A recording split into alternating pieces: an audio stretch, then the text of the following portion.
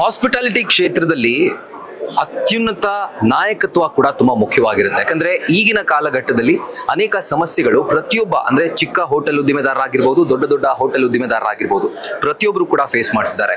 So ಅದೇ ತರ ಈ ಇವೆಂಟ್ ಅದರ ಕಡೆ ಬೆಳಕನ್ನ ಚೆಲ್ಲುವಂತಹ ಕೆಲಸವನ್ನ ಮಾಡ್ತಾ ಇದೆ. ಸೊ ಅದೇ ತರ ಇವೆಂಟ್ ಬಗ್ಗೆ ಮಾತಾಡೋದಕ್ಕೆ ಓವರ್ ಆಲ್ ಆಗಿ ಹೋಟೆಲ್ ಅಸೋಸಿಯೇಷನ್ಗಳ ಒಂದು ಕಷ್ಟದ ಬಗ್ಗೆ ಹಾಗೂ ಅವರು ಎದುರಿಸ್ತಾ ಇರುವಂತಹ ಸಮಸ್ಯೆಗಳ ಬಗ್ಗೆ ಮಾತಾಡೋದಕ್ಕೆ ಕರ್ನಾಟಕ ರಾಜ್ಯ ಹೋಟೆಲ್ ಅಸೋಸಿಯೇಷನ್ ಓನರ್ಗಳ ಅಧ್ಯಕ್ಷರಾಗಿರುವಂತಹ ಅಂಡ್ ಜೊತೆಗೆ ಸ್ವಾತಿ ಗ್ರೂಪ್ ಆಫ್ ಹೋಟೆಲ್ಸ್ ನ CMD ಆಗಿರುವಂತಹ ಗೋಪಾಲ್ ಶೆಟ್ಟಿ ಅವರು ಇದ್ದಾರೆ. ಸರ್ ನಮಸ್ಕಾರ. ನಮಸ್ಕಾರ. ಮೊದಲನೇದಾಗಿ ಸರ್, ಈ ಒಂದು ಇವೆಂಟ್ ಒಂದು ರೀತಿ one of it's kind event ಆಯೋಜನೆ ಆಗಿರೋದು, ಜೊತೆಗೆ ಇಲ್ಲಿ ಒಂದೇ ರೂಫ್ ಕೆಳಗಡೆ ಅನೇಕ ಹೋಟೆಲ್ ಓನರ್ಸ್ ಇರಬಹುದು ಅಥವಾ ಹಾಸ್ಪಿಟಾಲಿಟಿ ಟೀಮ್ ಇರಬಹುದು ಅಥವಾ ಅಲ್ಲಿ ಸಾಧನೆ ಮಾಡಿರುವಂತಹ ಸಾಧಕರು ಇರಬಹುದು, ಎಲ್ಲರೂ ಕೂಡ ಒಟ್ಟಿಗೆ ತರುವಂತಹ ಕೆಲಸವನ್ನ ಈ ಒಂದು ಇವೆಂಟ್ ಮಾಡ್ತಾ ಇದೆ. ಇದ್ರ ಬಗ್ಗೆ ಹೇಳಿ sir. World of hospitality. So every year they are conducting this exhibition with the innovative products. That's most important. ಏನಾಗುತ್ತೆ, ನಮ್ಮ ಬಿಸ್ನೆಸ್ಸಲ್ಲಿ ಕಸ್ಟಮರ್ಸ್ ಯಾವಾಗಲೂ ಕೇಳ್ತಾರೆ ಏನು ಹೊಸತನ ಇದೆ ಅಂತ.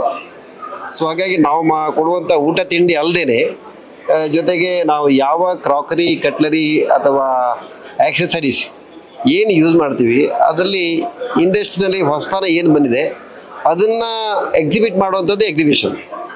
ಸೊ ಇಲ್ಲಿ ವರ್ಲ್ಡ್ ಆಫ್ ಹಾಸ್ಪಿಟಾಲಿಟಿ ಅವರು ಅವ್ರು ಮಾಡ್ತಿರೋ ಒಂದು ಒಳ್ಳೆ ಕೆಲಸ ಏನು ಕೇಳಿದ್ರೆ, ಒಂದು ಫಿಕ್ಸ್ಡ್ ಮಂತಲ್ಲಿ ಮಾಡ್ತಾರೆ. Every year this exhibition they are conducting in the month of June. ಏನಾಗುತ್ತೆ, ಒಂದು ಪ್ಲ್ಯಾನ್ ಮಾಡ್ಕೊಳಕ್ಕಾಗತ್ತೆ.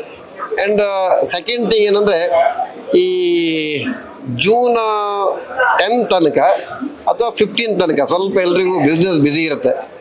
ಕೆಲವು ಟೈಮು May 31.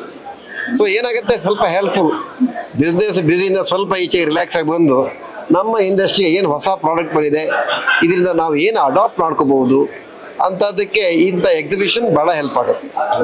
ಸೊ ಒಂದು ಥಿಂಗ್, ಇನ್ನು ನೀವು ಇಂಡಸ್ಟ್ರಿ ಪ್ರಾಬ್ಲಮ್ ಹೇಳಿದ್ರಿ, ಇದು ಎಕ್ಸಿಬಿಷನ್, ಅದರಿಂದ ಇಂಡಸ್ಟ್ರಿ ಪ್ರಾಬ್ಲಮ್ ಇಲ್ಲಿ ಹೇಳಬೇಕು ಗೊತ್ತಿಲ್ಲ. ಅದಕ್ಕೆ ಕೇಳಿದ್ರೆ, ಒಂದು ರೀತಿಯಲ್ಲಿ ಅಟ್ ಪ್ರೆಸೆಂಟ್ ಗೌರ್ಮೆಂಟ್ ಪಾಲಿಸಿಗಳು ಕೂಡ ಸ್ಟೇಬಲ್ ಆಗಿಲ್ಲ. ಯಾಕಂದರೆ ಆಗಿಂದಾಗ ಏಕಾಏಕಿ ಕೆಲವೊಂದು ತೆರಿಗೆಗಳಿರ್ಬೋದು, ಡ್ಯೂಟಿಗಳಿರ್ಬೋದು, ಲೈಸೆನ್ಸ್ ಫೀಸ್ ಇರ್ಬೋದು, ಈ ಥರದ್ದೆಲ್ಲ. ಮತ್ತು ಪ್ರಾಡಕ್ಟ್ ಕೂಡ ಅಷ್ಟೇ. ಈಗ ಎಕ್ಸೈಸ್ದು ರೀಸೆಂಟಾಗಿ ಏನಾಗುತ್ತೆ, ಬಜೆಟ್ ನಾವು ಜಾಸ್ತಿ ಮಾಡ್ತೀವಿ ಅಂತ ಹೇಳಲಿಲ್ಲ, ಈಗ ರಿನ್ಯೂವಲ್ ಟೈಮಲ್ಲಿ ಏಕಾಏಕಿ ಜಾಸ್ತಿ ಮಾಡ್ತೀವಿ ಅಂತ ಹೇಳಿದ್ದಾರೆ. ಇದನ್ನು ರಾಜ್ಯದ ಎಲ್ಲ ಉದ್ಯಮದಾರರು, ಯಾರ್ಯಾರು ನಮ್ಮ ಲಿಕ್ಕರ್ ವ್ಯಾಪಾರ ಮಾಡ್ತಾರೆ, ಮದ್ಯದ ವ್ಯಾಪಾರ, ಅವರೆಲ್ಲರೂ ಕೂಡ ಇದನ್ನು ಪ್ರತಿಭಟಿಸಿದ್ದಾರೆ. ಸರ್ಕಾರ ಸ್ವಲ್ಪ ನಮ್ಮ ರಿಕ್ವೆಸ್ಟನ್ನು ಅಕ್ಸೆಪ್ಟ್ ಮಾಡಿಕೊಂಡಿದೆ. ಸೊ ಒಂದು ಪರಿಹಾರ ಮಾರ್ಗವನ್ನು ಆದಷ್ಟು ಬೇಗ ಅವರು ಕೊಡ್ತಾರೆ ಅಂತ ಅಂದ್ಕೊಂಡಿದ್ದೀವಿ. ಇನ್ನು ಮಿನಿಮಮ್ ವೇಜಸ್ಸು ಅದು ಆ ಬದಲಾವಣೆ ಅವಶ್ಯಕತೆ ಇರಬಹುದು. ಆದರೆ ಏನಂದರೆ, ವರ್ಷ ಹಂತವಾಗಿ ಒಂದು ರೇಂಜಲ್ಲಿ ಅದು ಚೆನ್ನಾಗಿರುತ್ತೆ.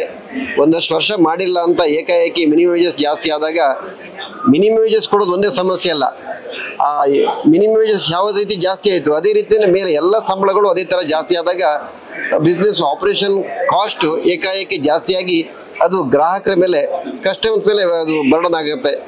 ಈ ಥರದ ಸಮಸ್ಯೆಗಳಿದೆ. ನೀವು ಸಮಸ್ಯೆ ಬಗ್ಗೆ ಕೇಳಿದಾಗ ಹೇಳಿದೆ, ಇವತ್ತು ನಾವಿಲ್ಲಿ ಬಂದಿರೋದು ವರ್ಲ್ಡ್ ಆಫ್ ಹಾಸ್ಪಿಟಾಲಿಟಿ ಈ ಒಂದು ಎಕ್ಸಿಬಿಷನ್ಗೆ. ಇಂಥ ಎಕ್ಸಿಬಿಷನ್ಗಳು ದೇಶವ್ಯಾಪಿ ಇವತ್ತು ನಡೀತಾ ಇದೆ. ಬೆಂಗಳೂರಿನಲ್ಲಿ ಇಂಥ ಎಕ್ಸಿಬಿಷನ್ ಆಗ್ತಾ ವರ್ಷ ಇವತ್ತೇನೋ ಒಂದು 200 ಸ್ಟಾಲ್ ಹೇಳಿದ್ದಾರೆ ಇವರು. ಹಾಗೆ ಇದು ಮುಂದಿನ ವರ್ಷಕ್ಕೆ 250, ವರ್ಷಕ್ಕೊಂದು 10% ಇನ್ಕ್ರೀಸ್ ಆದಾಗ ಹೊಸಬರು ಕೂಡ ಪಾರ್ಟಿಸಿಪೇಟ್ ಮಾಡ್ತಾರೆ.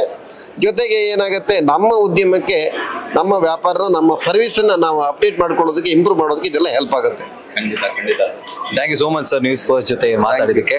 Thank you so much for your time. Camera person Prashanth ಜೊತೆ ರಾಹುಲ್ ದಯಾನ್, ನ್ಯೂಸ್ ಫಸ್ಟ್ ಬೆಂಗಳೂರು.